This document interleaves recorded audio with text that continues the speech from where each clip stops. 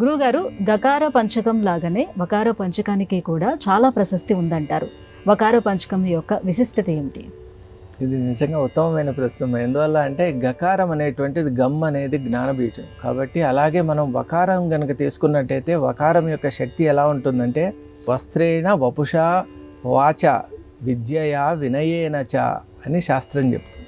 కాబట్టి ఇవి నిజంగా వస్త్రేణ వపుషా వాచ విద్యయా వినయేన చ అని వకారాలు. ఇవి వకార పంచము ఎవరైతే కలిగి ఉంటారో నరో భవతి పూజితః అని.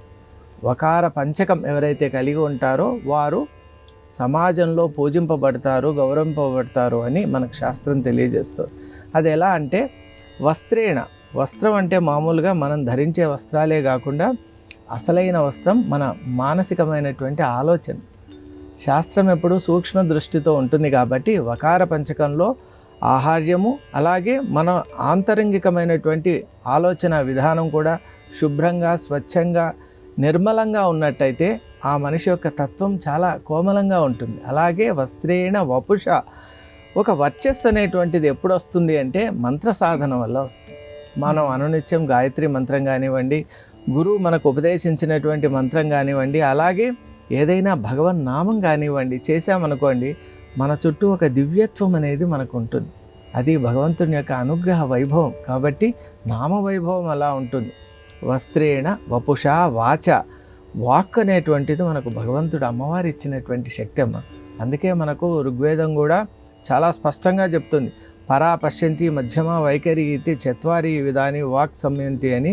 ఈ పరా పశ్యంతి మధ్యమ వైఖరి అనేటువంటి 4 రూపాలుగా ఉన్నటువంటి వాక్కు అమ్మవారి యొక్క స్వరూపం. అందుకే ఇతర ప్రాణులకు లేనటువంటి ఒక ప్రాధాన్యత మనిషికి ఎందుకుంది అంటే వాక్ శక్తి ఉంది. మరి అటువంటి వాక్కును భగవంతుని యొక్క భగవత్ సంబంధమైనటువంటి కథల ఎందు కానీ, గాథల ఎందు కానీ, మంత్రముల ఎందు కానీ, అలాగే ఆ తత్వం ఎందు కానీ మనం కనుక ప్రవేశపెట్టినట్టయితే పవిత్రంగా మారిపోయి జీవితాలు కూడా పవిత్రమైపోతాయి. అలాగే విద్యయా వినయేన చ అని అన్నారు.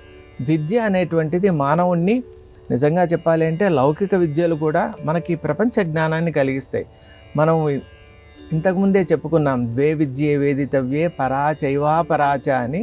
మనకు విద్యలు 2 విధాలు, పరా విద్య, అపరా విద్య అని. అపరా విద్య లౌకిక సంబంధమైనటువంటిది, పరా విద్య అనేటువంటిది సాక్షాత్ పరాతత్వమైన భగవంతునికి, మన ఆత్మకు, ఆ పరబ్రహ్మకు సంబంధించినటువంటి విద్య కాబట్టి అది అద్వైత విద్య.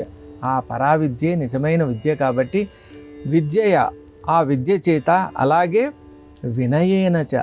నిజంగా చెప్పాలి అంటే విద్య ఎంత ఉన్నా వినయం లేకుంటే శోభించదు.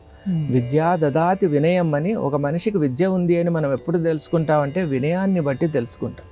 ఎందువల్ల అంటే ఫలవంతమైన వృక్షం ఎప్పుడు వంగి ఉంటుంది, దానికి భిన్నంగా ఉన్న వృక్షం భిన్నంగానే ఉంటుంది. కాబట్టి అలాంటి విద్యావంతుడైనటువంటి, విద్యాశక్తి సంయుతుడైనటువంటి వ్యక్తి ఎప్పుడూ కూడా ఓర్పుతో, నేర్పుతో, కూర్పుతో ఉంటాడు. కాబట్టి ఆయన వినయంతో శోభిస్తూ ఉంటాడు. ఆ వినయమే అతనికి ఒక పెట్టని ఆభరణం లాగుంటుంది. కాబట్టి ఈ యొక్క వకార పంచకాలు ఎవరైతే కలిగి ఉంటారో వారు శోభిస్తారు, వారి వల్ల సమాజం కూడా మార్గదర్శకం అవుతుంది అని అంటారు.